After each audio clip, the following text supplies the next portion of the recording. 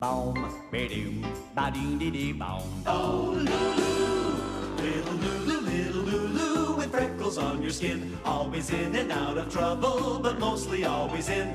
Using Dad's necktie for the tail of your kite.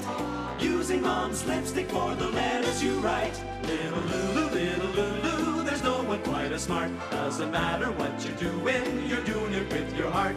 Shiny curls are dancing, there's a sparkle in your eye.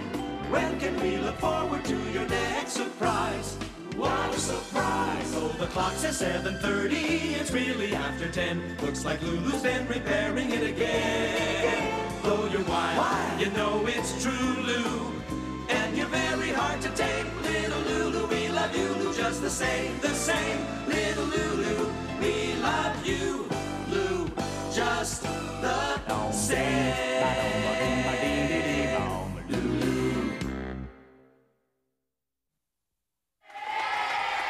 Think about how some words are really funny when you put them together? Like toilet training.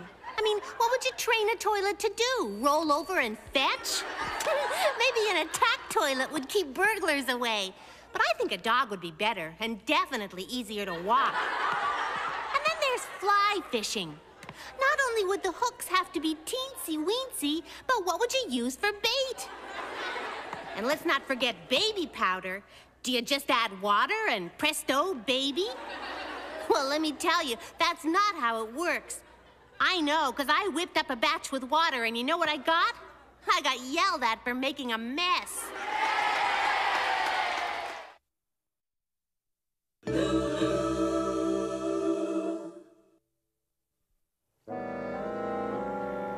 Well, Marty, I'm afraid I don't see any reason why this parole board should grant you an early release, especially since you tried to escape once.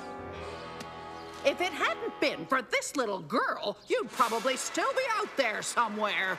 Don't remind me.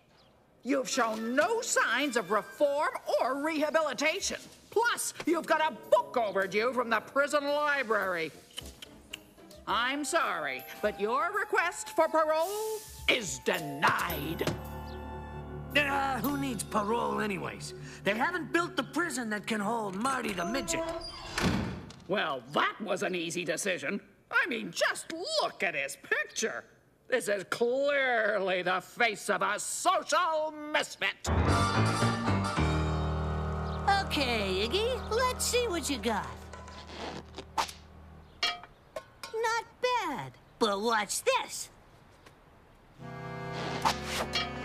Ow, hey! Uh-oh, it's that Tubby Tompkins and his friends. Let's get them. Okay, guys, there's 3 of us and 3 of them. What do you say we make a stand? Guys? Ah! I'll take that as a no.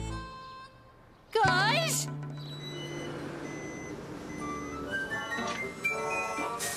Hold it! I have to inspect that garbage. Whoa! Forget it! Just dump them!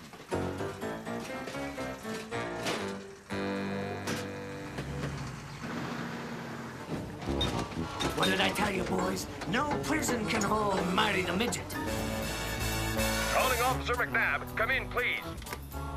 McNabb here? Marty the Midget has escaped from prison. Repeat, Marty the Midget has escaped. Why, that good-for-nothing scoundrel. He won't get far. Not with Eagle Eyes McNabb on the case. We better split up, boys. We'll meet back here at sundown. Hey, what you doing? We're hiding. The West Side boys are after us. We're not sure, but we think maybe they got Tubby. Well, then shouldn't you go help him? He's your best friend. Yeah, but at times like this, we prefer to think of him as a casual acquaintance.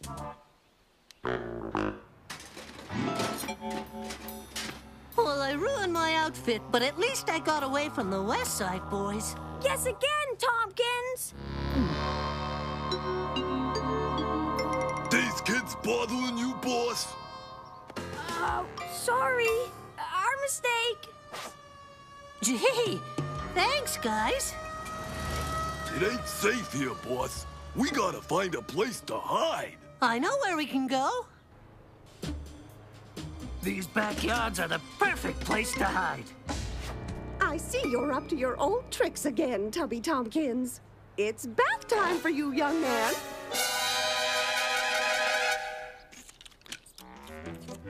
This is great, boss. Candy bars, comic books. We could hold out here for days. Really? Yeah. All right, mister, let's have those dirty clothes. I'll just put these in the wash. Now, don't forget to scrub behind your ears. Uh-oh. If she washes those clothes, she'll see the prison stripes. I gotta get out of here. All right, Rocco. Got any kings? Rats! I'm cleaning up today. Mrs. Tompkins, is Tubby around? He's inside having a bath, although he should be done by now. That's odd. Where did these come from? They look like prison clothes. Hey, it's Tubby! After him! Yikes! Tubby? Yikes!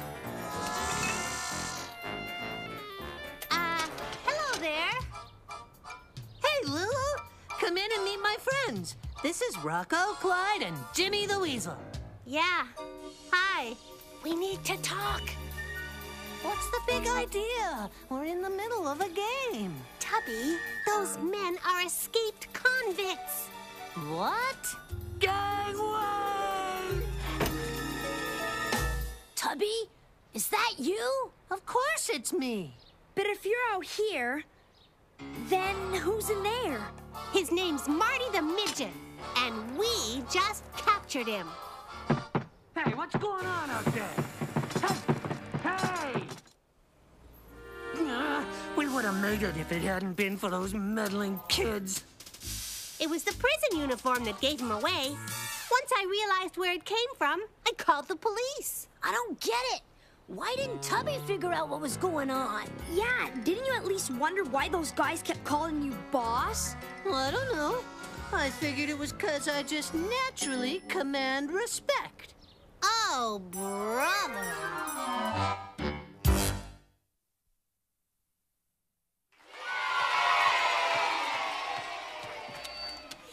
Wilbur drives me nuts. He's so rich, he can buy anything he wants. But he's also the cheapest person on the planet. And don't ever take gifts from him. He got me a dollhouse for my birthday, but it turns out it comes with a mortgage. I missed a payment last month and got a very nasty visit from G.I. Joe. Last week, Wilbur was kicked out of the Boy Scouts because they finally realized he cheated on all his badges. It took them long enough. They should have figured it out when the sewing badge fell off his shirt.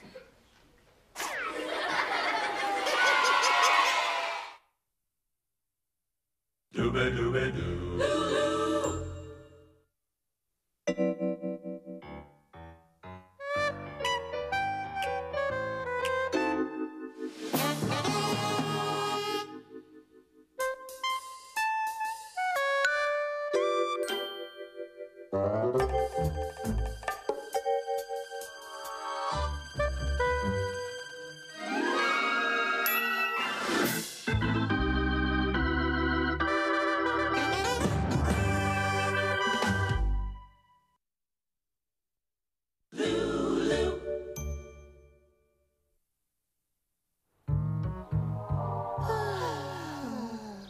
I am so bored.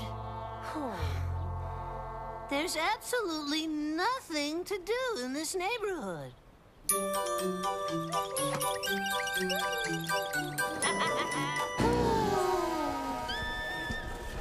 I can't believe my ears. Why, when I was young, I could get hours of fun from nothing but a wingnut and a piece of string. All you have to do is use your imaginations. What do we need imaginations for anyway? We've got TV. Say, if you're really bored, I just thought of something you could do. Really? What? You can help me clean out the garage. We're bored, not desperate. I'll pay you $5 each. Well, things just got a whole lot more interesting. Hey, a sad clown on black velvet. Now that's what I call art. Just put everything by the curb and the people from the charity auction will come and take it away. But whatever you do, do not touch the stuff under that shelf. What did my dad just say? I think he said don't forget the stuff under the shelf. Wow, this junk is great. Yeah, I'm surprised you folks are getting rid of all this neat stuff. Well, these golf clubs are the last of it.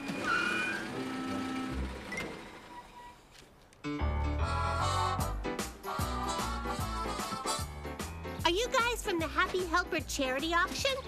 Yep. Sign here. So does helping people really make you happy? Yeah, sure. Whatever. Well, that's done. Let's get something to eat. Lulu, your father just called. He needs his golf clubs at the country club for 2 o'clock. Be a dear and drop them off, will you? Golf clubs? We have to get those clubs back. Let's bring out the first item up for bid. These wonderful golf clubs. Oh, we're too late. We'll have to bid for them. How much money you got? I bid $3. $3 going once, $3 going twice, $5. $6. 7. 8. Rats. $8.35. $9. Hang on a sec. $8.35, a marble and some gum. Nice try. Sold to Mr. Porter for $9. Here he comes. I'm off to the country club to try out my new golf clubs. Okay, Tubby, we're going to the country club. But first, we have to pick up a few things. Eggs?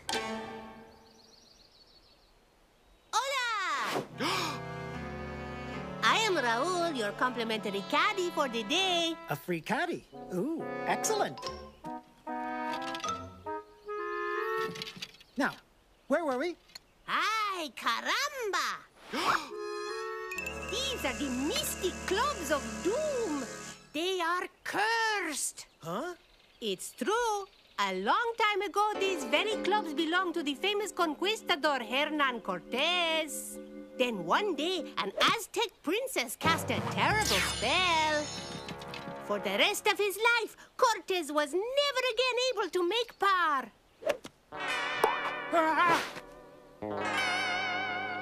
That's the most ridiculous story I've ever heard. Now stand back.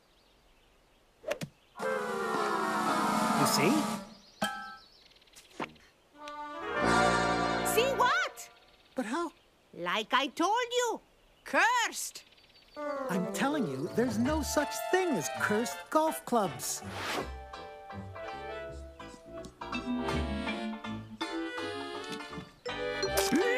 Oops, that's a 2-stroke penalty. You're lying 4. This is for double bogey. I know. Wow, never seen that happen before. That's it. I've had it. I never want to see these clubs again. Mission accomplished. I'll just take the scotch tape off this hole and... Lulu, Tubby, you're just in time. I tee off in 5 minutes. Here you go. Thanks. See you later. Phew. Boy, it sure is nice to have nothing to do for a change. Lulu, can you go into the garage and get my new running shoes? I'm off to the gym. Running shoes? Yes, I think they were under the shelf in the back. Right next to your father's golf clubs. Oh, oops.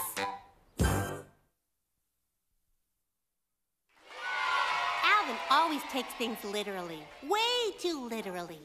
Like in art class the other day, he was told to finger paint. Look what he did. You think that's bad? One time his mother told him to make his bed. That morning, he built one completely from scratch. There's so much people don't know about Alvin. Like he's really growing fast. It used to be that he had to sit on a couple of telephone books at the dinner table. Then it was one telephone book. Now he just sits on a list of emergency numbers. He's also afraid of heights. I mean, really afraid. He gets dizzy when he stands on a thick carpet. One time we found him passed out in his bedroom after trying on his first pair of wool socks. Oh, Lulu.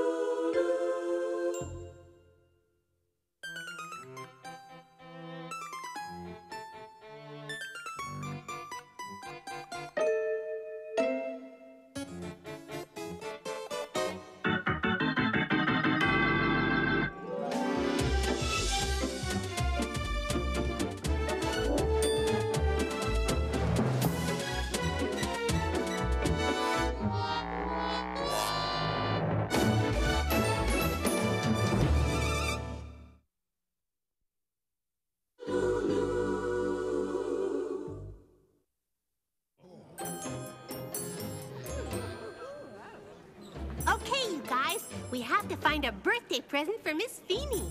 Let's get her a baseball glove. That way, if she doesn't like it, I can always take it off her hands. I don't think so, Tubby.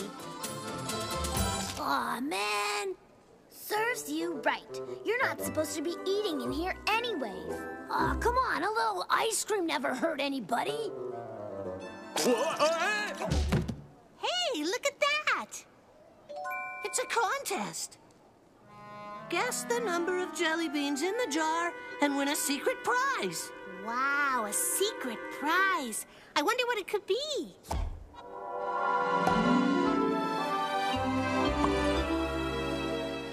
There must be thousands of jelly beans in there. I'll tell you exactly how many there are. It's a simple calculation, really. First, you estimate the height and the diameter of the jar. Then, you factor in the specific density of your average North American jelly bean. Of course, if these were European jelly beans, it would be a whole other story. Then you apply the Heisenberg uncertainty principle to cover any quantum fluctuations. And there you have it. 14,733,247,952 jelly beans. Give or take a few. Oh, for Pete's sake, Tubby. That many jelly beans would fill up this entire store. Hey, you can't argue with mathematics. I know how we can figure this out. Come on. We'll get a big bag of jelly beans and then find a jar that's the same size as the one in the store. I get it. Then we can fill up the jar and count the jelly beans ourselves. Exactly. Hi, we need a big bag of jelly beans. No, a really big bag. No, a really, really big bag. Ah, that's more like it. Now let's go back to my place to find a jar. Boy, Lulu, you're sure putting on weight. I am not. Now keep still. See anything?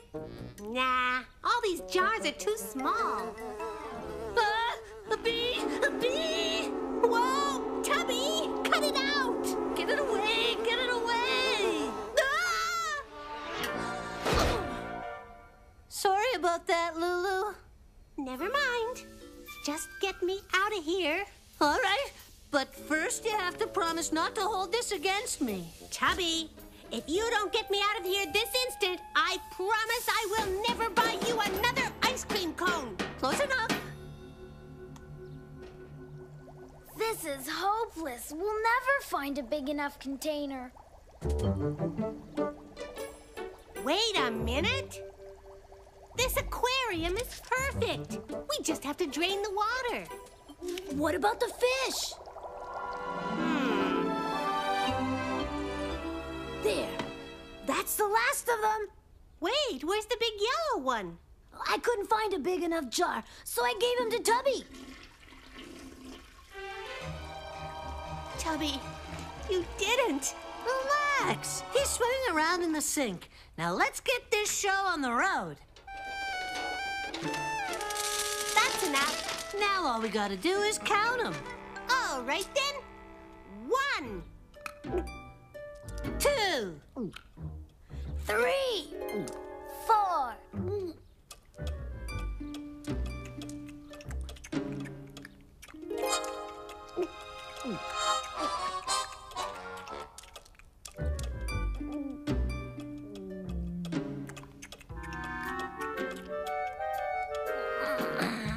$1,321. 1,322. Hey, there's no more. Well, that's it then. That's the number. 1,322. We better get back to the store before the contest is over. Maybe we shouldn't have eaten all of those jelly beans. I don't feel so good. We'll be fine. As soon as we get our prize. Ladies and gentlemen, it's time to announce the winner. Oh, I'll never eat another jelly bean. As long as I live. Oh, me neither. Our winning entry, which was only off by 15, comes from Miss Lulu Moppet and her friends. See? What'd I tell you? It was all worth it. So, kids, can you guess what the secret prize is? Is it a baseball glove? A doll? A Ferrari? No. It's the jar of jelly beans itself. That's right, 1,337 sweet, succulent jelly beans, and they're all yours. Well, at least now we know what we're getting Miss Feeney for her birthday. Yeah, I sure hope she has a sweet tooth.